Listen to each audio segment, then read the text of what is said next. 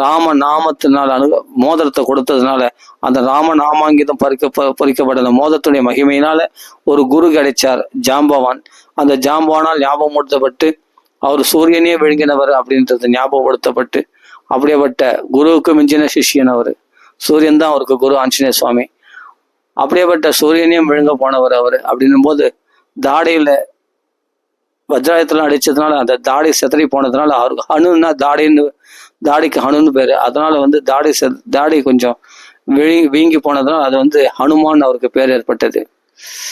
அப்படியேப்பட்ட ஹனுனா தாடி பெருத்து இருக்குமா அவருக்கு, அதனால ஹனுமான் பேர் ஏற்பட்டது.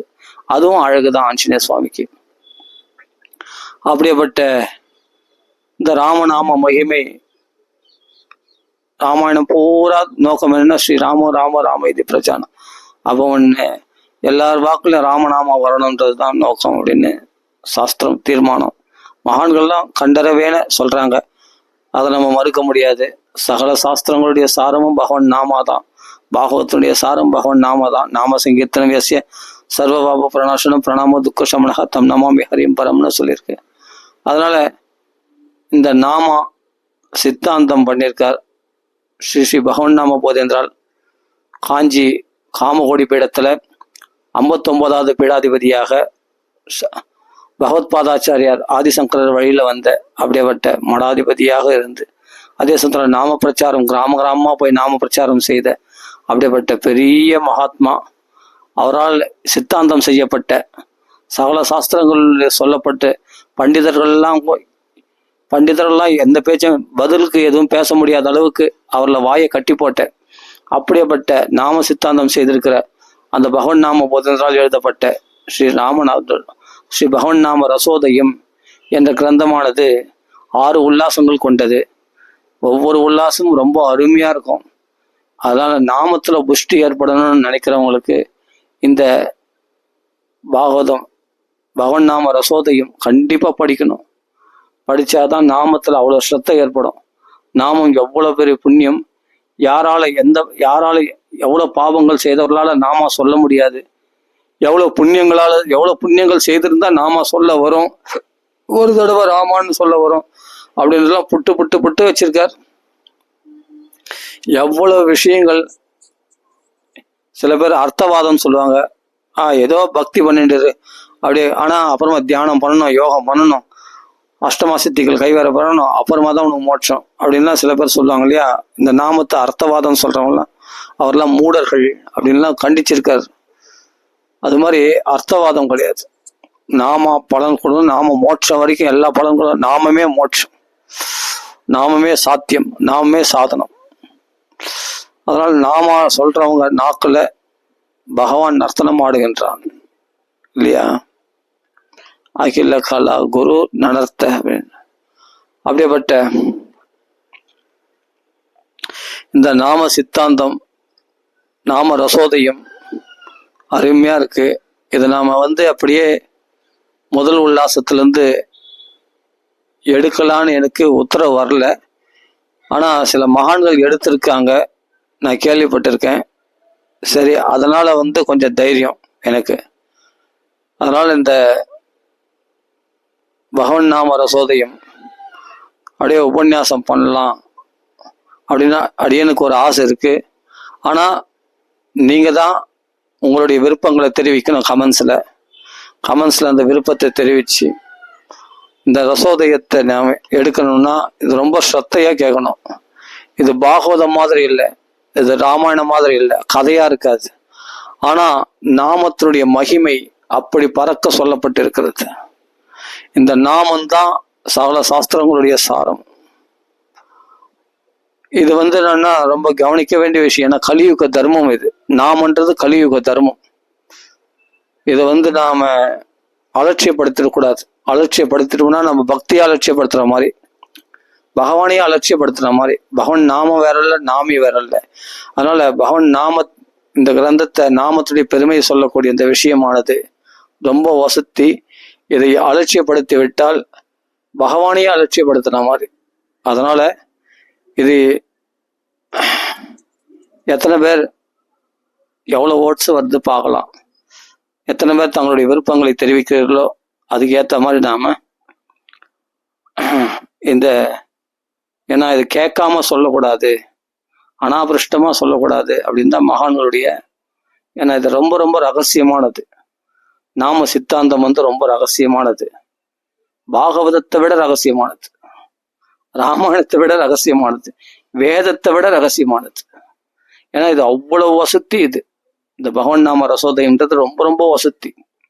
இது அதே மாதிரி சைதன்ய சரிதாமிரதம், இந்த 2 கிரந்தமுமே சகல சாஸ்திரங்கள் பாகவத ராமாயணத்தை விட வசதி. சைதன்ய சரிதாமிரதமும் பகவன் நாம ரசோதயமும் ரெண்டும் ரொம்ப ரொம்ப ரகசியமானது. அதுல நாம ரசோதயம் இதை கேட்டா ஆச்சரியப்படும், அப்படி இருக்கும் அந்த நாமத்துடைய மகிமையானது. அது பகவன் நாம போதேந்திரால் அப்படி சித்தாந்தம் பண்ணியிருக்கார். இந்த நாமத்தை எந்த பண்டிதர்களும் பேசவே முடியாத அளவுக்கு, என்னதான் நீங்க கர்மாக்களை கொண்டு வந்து நிறுத்தினாலும், உபாசன காண்டம் வேதங்கள்ல எந்த வாக்குவாதம் பண்ணாலும் இந்த நாம சித்தாந்தத்தை முறியடிக்க முடியாத மாதிரி அப்படி நாமத்தை நிஷ்கர்ஷனம் அப்படி உறுதிப்படுத்தியிருக்கிறார். நாமாதான் எல்லாத்த விட, எல்லா தர்மங்களை விட உயர்ந்தது என்பதை அப்படி சித்தாந்தம் பண்ணியிருக்கார். இந்த மறுக்கவே முடியாது. அந்த அளவுக்கு பதம் பதமா படிச்சாதான் தெரியும். எவ்வளவு விஷயங்களை சொல்லியிருக்கார். கொஞ்சம் நெஞ்ச 6 உல்லாசங்களை படிச்ச பொறுத்து தான் தெரியுது. அவ்வளவு விஷயங்களை கொட்டி இருக்கிறார் அப்படி சாஸ்திரங்கள்ல இருந்து. பாகவதம் அடிக்கடி எடுக்கிறார், விஷ்ணு புராணத்தை எடுக்கிறார், விஷ்ணு சஹஸ்ரநாமத்தை பாஷ்யத்தை எடுக்கிறார், ஆதிசங்கரர் பண்ண சஹஸ்ரநாம பாஷ்யத்தை எடுக்கிறார். அதே சமயத்துல பகவத்கீதையை அடிக்கடி எடுக்கிறார், பாகவதத்தை அடிக்கடி எடுக்கிறார். எவ்வளவு விஷயங்கள், மற்ற ஸ்காந்த புராணங்கள், பிரம்மாண்ட எத்தனையோ புராணங்கள் வசனங்கள்லாம் அப்படி எடுக்கிறார்.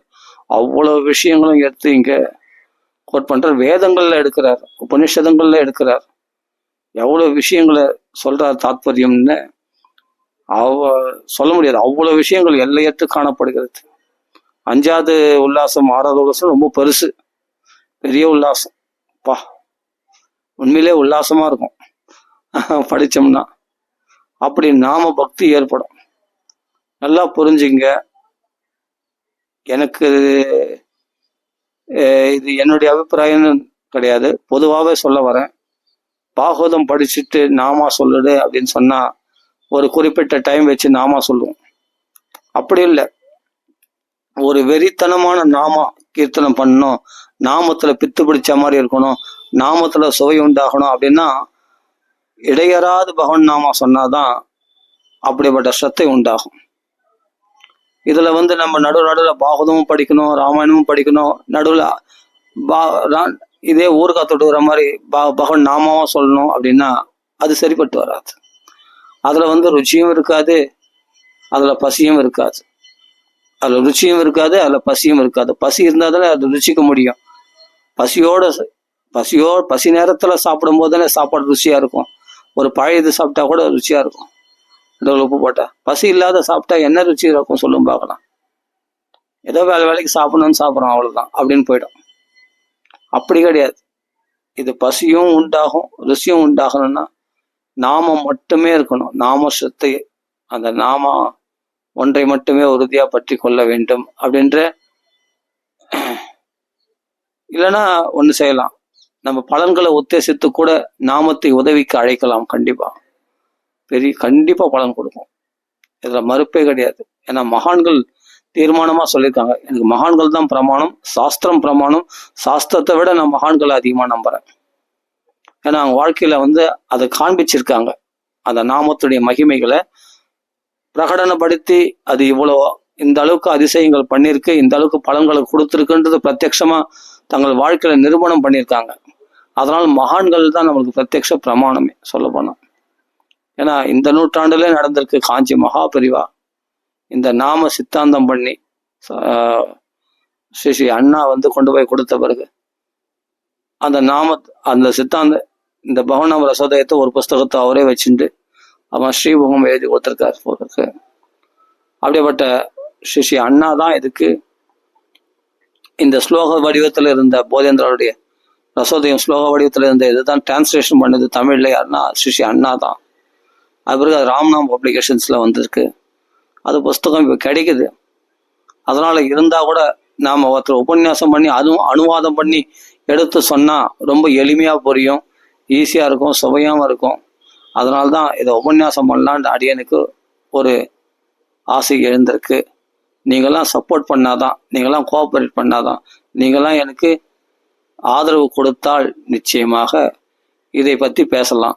இல்லைன்னா அவ்வளோதான், அப்படியே விட்டுட்டு மற்ற வேற விஷயங்கள் பாகவதம் ராமாயணம் வேற ஏதாவது பேசலாம். எல்லாமே வசதி தான், இல்லைன்னு சொல்ல வரல. பாகவதம் வசதி, ராமாயணம் வசதி தான். ஆனால் அதை விட சாரமானது பகவன் நாம ரசோதையும். அது வேணுன்றவங்க கமெண்ட்ஸில் தெரிவிங்க, நம்ம உபன்யாசம் பண்ணலாம். இல்லை யாரும் கமெண்ட்ஸ் போடலன்னு சொன்னால் நான் அப்படியே விட்டுடுவேன், அவ்வளோதான். வேற ஒன்றும் பண்ண மாட்டேன், அவ்வளோதான். நான் ஒன்றும் இல்லை, என்ன வரைக்கும் படிச்சுட்டு அழகாக போயிடுவேன், அவ்வளோதான். எல்லாருக்கும் உதவணுன்ற ஆசை எனக்கு இருக்கு, உலகத்துக்கு எல்லாருக்குமே. அதுக்கு தான் நம்ம யூடியூப்ல போறதுக்கு காரணமே என்ன, 4 விஷயம் நமக்கு தெரிஞ்சா போதுமா, அது 4 பேரோட ஷேர் பண்ணிக்கிட்டா மற்றவங்களுக்கும் உதவும் இல்லையா? அதுக்காக தான் நம்ம பாகவத ராமாயணம் எல்லா விஷயங்களும் பகவத்கீதை ஏதோ ஒரு சத் விஷயங்களா பேசுறதுக்கு காரணம் என்னன்னா 4 பேர் காதல் போய் விழணுன்றதுக்காக தான். சரிதா? 4 பேர் பிரயோஜனம் அடையணுன்றதுக்காக தான். இப்போ நாம சங்கீர்த்தனம் கூட பல ருச்சிகரமான ராகங்கள்ல போறதுன்னா அப்படியாவது ராமநாம காதல் விழுமே அப்படின்றதுக்காக தான். அது எனக்கு ஒரு பெரும் பாக்கியம். நான் மற்றவங்களுக்கு லாபமோ இல்லையோ, எனக்கு பெரிய லாபம். என்ன லாபம்னா, இன்னைக்கு வரைக்கும் நான் யூடியூப்ல ஒரு 10 ரூபாய் கூட 10 பைசா கூட நான் எடுத்தது கிடையாது. இன்னைக்கு வரைக்கும் எனக்கு மானிட்டைஸ் ஆகலை. நல்லா புரிஞ்சுங்க, யூடியூப்ல எனக்கு மானிட்டைஸ் ஆகலை. இன்னைக்கு வரைக்கும் நான் 10 ரூபா கூட அந்த யூடியூப்ல எடுத்து கிடையாது. எனக்கு 1900 சப்ஸ்கிரைபர்ஸ் மேலே போயிடுச்சு. 1000 சப்ஸ்கிரைபர்ஸ் இருந்தாவே பணம் வந்துடும்னாங்க, அது மானிட்டைஸ் ஆகணும்னாங்க. அதெல்லாம் அப்ளை பண்ணணும் அப்படின்னாங்க. நான் அப்ளை பண்ணல. ஏற்கனவே அப்ளை பண்ணேன், ஃபெயிலியர் ஆகி போயிடுச்சு. அதோட விட்டுட்டேன். ஒரு தடவை ஏற்கனவே அப்ளை பண்ணேன், ஃபெயிலியர் ஆகி போயிடுச்சு, விட்டுட்டேன். அவருக்கு என்ன கரெக்ஷன்லாம் பண்ணாங்க, அதெல்லாம் கரெக்ஷன் பண்ணுறதுக்கு நமக்கு டைம் இல்லை. நம்மளுக்கு பாகவத ராமாயணம் படிக்கிறதுக்கு, பவன் நாமா சொல்றதுக்கே டைம் இல்லை. இதெல்லாம் நம்ம யூடியூப்ல போய் நோண்டிக்கிட்டு அதை மானிட்டைஸ் ஆகிறதுக்காக அதுல உள்ள டெக்னிக்கல்லாம் நான் போய் அதை ஆராய்ச்சி பண்ணுறதுலாம் நேரம் கிடையாது எனக்கு. எனக்கு பணம் சம்பாதிக்கிறது முக்கியம் இல்லை. 4 பேர் காதல் இந்த யூடியூப் மூலமா 4 பேருக்கு நல்ல விஷயங்கள் காதல் விழுதா, அது போதும் எனக்கு, அவ்வளோதான். இதில் வருமானத்தை நம்ம எதிர்பார்த்துன்னு இல்லை, நல்லா புரிஞ்சுக்கணும். அதனால இதில் இந்த யூடியூப்ல போடுறோமே, இப்போ 1900 சப்ஸ்கிரைபர்ஸ் மேலே வந்திருக்கு. வாட்சிங் ஹவர்ஸும் அதிகமாக தான் போயிருக்கு. ஆனாலும் இன்னைக்கு வரையும் 10 ரூபாய் நான் சம்பாதிக்கல. நான் அதுக்காக முயற்சியும் எடுக்கல. ஒரு தடவை முயற்சி எடுத்தேன், அது கூட ஒருத்தர் ஹெல்ப் பண்ணாரு. அவர் மானிட்டைஸ் பண்ணுறதுக்கு அப்ளை பண்ண, அது சேங்ஷன் ஆகலை. ஓகே, ஃபெயிலியர் ஆகி போச்சு. அதோட இன்னொரு தடவை மறுபடியும் பண்ணுங்கன்னு சொல்லி எனக்கு ஜிமெயிலில் வந்தது. நான் அதோட பண்ணல. அதோட மறுபடியும் முயற்சி பண்ணுங்க. சிலர்லாம் நீங்கள் திருத்தி சில வீடியோஸ்லாம் சரி பண்ணி போடுங்க, போட்டால் மறுபடியும் மானிட்டைஸ் ஆகும் அப்படின்லாம் சொன்னாங்க. நான் அது முயற்சியும் பண்ணல, எந்த வீடியோஸும் நான் திருத்தலை. என்ன திருத்த வேண்டியது இருக்கு, அதான் கரெக்டாக இருக்கு, அவ்வளோதான். என்ன திருத்த வேண்டியது ஒன்றுமே இல்லை, கரெக்டாக இருக்கு. புரியுதுங்களா? அதனால அதுக்காக நான் முயற்சி பண்ணல. ஆரம்ப காலத்தில் 1000 சப்ஸ்கிரைபர்ஸ் வந்த பிறகு ஒரு தடவை முயற்சி பண்ணேன், அது மானிட்டைஸ் ஆகலை, ஃபெயிலியர் ஆகி போச்சு. அப்புறமா அதுக்காக மறுபடியும் அப்ளை பண்ணுறதுக்கு மெசேஜஸ்லாம் வந்தது. ஆனால் நான் அப்ளை பண்ணல, தேவையில்லை, அவ்வளோதான். அதில் நான் கான்சன்ட்ரேட் பண்ணேன்னா எனக்கு அது மன உளைச்சல் ஆகிடும். அது என்னென்ன சரி பண்ணணும், ஏது பண்ணணும், அது பண்ணணும், அதில் கவனம் போயிடுமே தவிர எனக்கு பகவத் சிந்தனையிலிருந்து நான் நழுவ வேண்டியது வரும். நான் பகவான் நாம சங்கீதத்தை விட வேண்டியிருக்கோம். என் மனசு நிம்மதி இல்லாத, நான் ஒரு தடவை பண்ணதுக்கே எனக்கு நிம்மதி இல்லாமல் போயிடுச்சு. ஆமாம், ஒரு தடவை நான் அப்ளை பண்ண மானிட்டைஸ் ஆகலைன்னு சொல்லும் போதே அதுவே எனக்கு ரொம்ப கஷ்டத்தை. அது சில திருத்தணும்னு சொன்னாங்க, அதான் திருத்தி மறுபடியும் யாரோ ஹெல்ப் பண்ணதுனால தான் அதை கூட பண்ணேன். ஹெல்ப் பண்ணதுனால அவங்க மறுபடியும் அப்ளை பண்ண மானிட்டைஸ் ஆகலை அப்படின்னும் போது, முதல் தடவை பண்ண சாதாரணமாக மானிட்டைஸ் ஆகலை. 2வது தடவை திருத்தி என்னென்ன பண்ண சொன்னாங்க, அது என்னென்ன அது திருத்தத்துக்குள்ள போதும் ஆகி போச்சு. அது மன உளைச்சல் உண்டாகுது. நான் நாமசிங்கத்தை விட்டுடுறேன், பாகவத பாராயணத்தை விட்டுடுறேன், எல்லாமே விட்டு இந்த யூடியூப்ல நான் கான்சன்ட்ரேட் பண்ணி இதில் வருமானம் வருன்றதுக்காக நான் அதெல்லாம் சரி பண்ணி உட்காந்தேன்னா அது நம்மளுக்கு ஹெல்ப் பண்ணுறதுக்கும் ஆள் இல்லை. அது யாரோ ஒருத்தர் 2 பேர் ஹெல்ப் பண்ணாங்க, அதுவும் எனக்கு அது ஏதோ ஹெல்ப் பண்ணாங்க. அதை வச்சு அவங்க அது ஹெல்ப் பண்ணணும்னா அதை சொன்னாங்க, அதை நான் சரி அதுபடி நான் திருத்தி மறுபடியும் அப்ளை பண்ணேன். ஆனால் மானிட்டைஸ் ஆகலை, ஃபெயிலியர் ஆகி போச்சு. ஃபெயிலியர் ஆனதே நல்லா போச்சு. ஏன்னா அந்த திருத்தி மானிட்டைஸ் பண்ணுறதுக்கே நான் பல நாள் மன உளைச்சலில் ஆளாகிட்டேன். பாகவத ராமாயணத்திலேருந்து நான் விலகிட்டேன். பகவான் நாம சொல்ல முடியாமல் போயிடுச்சு. அது ஒரு வாரம் அது திருத்தி அந்த வீடியோஸ்லாம் சரி பண்ணி போகிறதுக்குள்ளே ரொம்ப கஷ்டமாயிடுச்சு. அப்படி போட்டு எனக்கு ஃபெயிலியர் ஆகி போச்சு, மானிட்டைஸ் ஆகலை. அப்படின்னும் போது நான் எதுக்கு அந்த அல்ப பணத்துக்காக போய், அது அல்பம் தானே அது, அந்த அல்ப பணத்துக்காக ஆசைப்பட்டு நான் பாகவதத்தை மறக்கணுமா, பகவானை மறக்கணுமா, பகவான் நாமத்தை விடணுமா? தலையெழுத்தா நமக்கு அப்படி ஒன்றும் அப்படியேப்பட்ட பணம் தேவையே இல்லை. அதனால இந்த யூடியூப்ல போறதுனால நிறைய சம்பாதிக்கிறேன்னு அந்த லாபம் இல்லை. நான் என்ன சொல்றேன்னா, எனக்கு என்ன லாபம்னா, இதை பத்தி பேசக்கூடிய பாக்கியம் எனக்கு கிடைக்கிறதே, அதுதான் லாபம்னு சொன்னவாள் தானே தவிர இதுல இன்னும் ஒரு 10 ரூபா கூட நான் இன்னும் எடுத்தது கிடையாது. இந்த யூடியூப் போட்டு இன்னும் ஒரு 10 ரூபா கூட நான் சம்பாதிச்சது கிடையாது. இதுல சும்மா தான் போட்டுன்னு இருக்கேன். எனக்கு என்னன்னா, எனக்கு தான் செலவு அவள் தானே. என்னன்னா, இதுக்கு நெட்டு போறதுக்குள்ள எல்லாமே, இதுக்கு ரீசார்ஜ் பண்றதுலேருந்து நெட்டு போறதுக்கு எல்லாம் நமக்கு தான் செலவே தவிர இதுல 10 பைசா நான் சம்பாதிக்கல இன்னும். அதனால எனக்கு இதுல லாபம் இல்லை. இதனால மற்ற எவ்வளோ பக்தர்கள் கேட்குறீங்க, நீங்க தான் எனக்கு பெரிய லாபமே. இவ்வளோ பேர் காதுல போய் பகவானால நமக்கு அனுகிரகம் பண்ண அந்த நல்ல விஷயங்கள் 4 பேர் காதுல போய் விழுதே, அதுதான் எனக்கு பெரிய பரமார்த்த லாபம். இதை விட பெரிய லாபம் எனக்கு. அதே மாதிரி என்னுடைய உங்களால நான் பவித்திரம் அடைகிறேன். இப்போ 4 பேர் கேட்கறதுனால, அப்போ என்கரேஜ் பண்றதுனால எனக்கு சொல்றதுக்கு ஆசையா இருக்கு பாகவத ராமாயணம். அப்படின்னா இல்லைன்னா எனக்கு சத்சங்கம் கிடைச்ச மாதிரி இருக்கு. இந்த யூடியூப் வழியா சத்சங்கம் கிடைக்கிறதால நானும் நிறைய பகவானை பத்தி நிறைய பேசக்கூடிய பாக்கியம் கிடைக்குது. என் வாக்கம் பரிசுத்தமாகுது இல்லையா? நானும் உங்களால நான் பரிசுத்தமாகறேன். அப்படிதான் நான் சொல்லுவேன். இதுதான் உண்மை. இப்போ இல்லை நான் சொல்றதால தான் நீங்க பரிசுத்தமாகறன்னு சொன்னா இது ஆணவம், பகவான் தலைமையிலே கொட்டுவான். அப்படி கிடையாது. நீங்க என்கரேஜ் பண்றதுனால எனக்கும் பகவத் விஷயங்கள், பகவத் குணங்களை சொல்லக்கூடிய பாக்கியம் கிடைக்குது. அதனால பாகவத ராமாயணம் சொல்லிட்டு வரேன். ஏதோ நரசிம்ம அவதாரம், கபில வாசுதேவருடைய உபதேசம், அப்படி இப்படின்னு ஏதோ 1-2 அப்படியே துருவ சரித்திரம் அப்படியே 1-2 போட்டுன்னு இருக்கோம். அப்படியே ராமாயணம், ஆஞ்சநேயருடைய கதைகள் அப்படிலாம் நம்ம சொல்லிட்டு வரோம் ராமாயணம் பாகவதம் பத்தி. அதனால என் வாக்கு பரிசுத்தமாகுது. அதனால எனக்கு தான் பரமார்த்த லாபம், பெரிய லாபம். அந்த லாபத்தை சொன்னேன் நான். சரிதானா? அதனால அடுத்தது நாம இந்த சாஸ்திரங்கள்லாம் நிறைய பார்த்தாச்சு. 1500 வீடியோஸ் மேல போட்டாச்சு. நம்ம பாகவதம் மூலப்பாராயணம் பண்ணியாச்சு, ராமாயணம் மூலப்பாராயணம் பண்ணியாச்சு, பகவத்கீதை மூலப்பாராயணம் பண்ணியாச்சு, விஷ்ணு சஹஸ்ரநாமம் படிச்சாச்சு, என்னன்னு எல்லாம் பண்ணியாச்சு. இன்னும் என்ன பண்ணணும்? அப்ப இவைகளுடைய நோக்கம் என்ன? பகவான் நாம சங்கீர்த்தனம். அது செப்பரேட்டா தனியா நாம சங்கீர்த்தனம் வச்சுக்கிட்டா தான் அதுக்கு பலன், எல்லையற்ற பலன்கள் அப்படின்னு மகான்களால தீர்மானமா சொல்லப்பட்டிருக்கு. அதனால இந்த நாம ரசோதயத்தை அடியேன் உபன்யாசம் பண்ணலாமா? அதுக்கு நீங்கள் ஒத்துழைப்பீர்களா? அதுதான் உங்களை கேட்குறேன். அவ்வளோதான். இது நீங்கள் கமெண்ட்ஸில் தெரிவிங்க. நீங்கள் தெரிவிச்சின்னா அடியன் அடுத்த பாட்டிலேருந்து நம்ம பகவன் நாம ரசோதயத்தை திறக்கலாம், புஸ்தகத்தை திறக்கலாம். இல்லை மூடின புஸ்தகம் மூடின மாதிரியே இருக்கும். வேணும்னா எனக்கு எப்பாவது இந்த டவுட்ஸ் ஏதாவது கிளியர் பண்ணிக்கணும்னா நான் ரசோதயத்தை நினச்ச போதெல்லாம் எடுத்து படிச்சுன்னு இருப்பேன். அவ்வளோதான். ஏன்னா எல்லாருக்கும் பயன்படுறதுக்காக தான் நான் கேட்குறேன். அதில் நீங்கள் விருப்பம் இருந்தால் தான் நான் உங்களுக்கு சொல்ல முடியும். ஏன்னா கேட்காதவங்களுக்கு, விருப்பம் இல்லாதவங்களுக்கு சொல்லக்கூடாது அப்படின்னு தான் சாஸ்திரம் தீர்மானம். பாகவதமே, பகவத்கீதையே விருப்பம் இல்லாதவங்களும் சொல்லக்கூடாது, கேட்காதவங்களும் சொல்லக்கூடாதுன்னு சொல்லியிருக்கேன். ஆனால் அதுவே கருணையாக புராண குஹ்யம்னு சுகாச்சாரியா கொடுத்துருக்கும் போது எல்லாரும் இப்போ சொல்றதுனால, பாகவதம் எல்லாரும் சொல்றதுனால, பிரவச்சனம் பண்றதுனால அந்த தைரியத்தினால அடியேனும் சொல்ல முன் வந்தேன். அதான் விஷயம். ராமாயணம், பாகவதம், பகவத்கீதெல்லாம், விஷ்ணு சஹஸ்ரநாமம் சொல்ல வந்தேன். ஆனா இது மட்டும் பகவன் நாம ரசோதயம் பார்த்தா யாரும் சொன்ன மாதிரி தெரியல. எங்கேயோ ஒருத்தர் 2 சொல்லியிருக்கலாம், தெரியல. ஆனா யாரோ ஒருத்தர் 2 சொல்லியிருக்கலாம். ஆனா இது நல்லா விஸ்தாரமா பார்க்கணும்னா பொறுமையா பார்க்கணும். இந்த பகவன் நாம ரசோதயம் ரொம்ப ரகசியமானது. பாகவத ராமாயணத்தை விட ரகசியமானது. அதனால சகல சாஸ்திரங்களுடைய ரகசியமானது. நாம சித்தாந்தம் பண்ணியிருக்கார் பகவன் நாம போதேந்திரார். அதனால மகான்களுடைய குரு கடாட்சம் பரிபூர்ணமா கிடைக்கிறதுல ஸ்ரீ அண்ணா சொல்லியிருக்கார். கண்டிப்பா பகவன் நாம போதேந்திராளுடைய பூர்ண கடாட்சம் நமக்கு பரிபூர்ணமா சித்திக்கும்.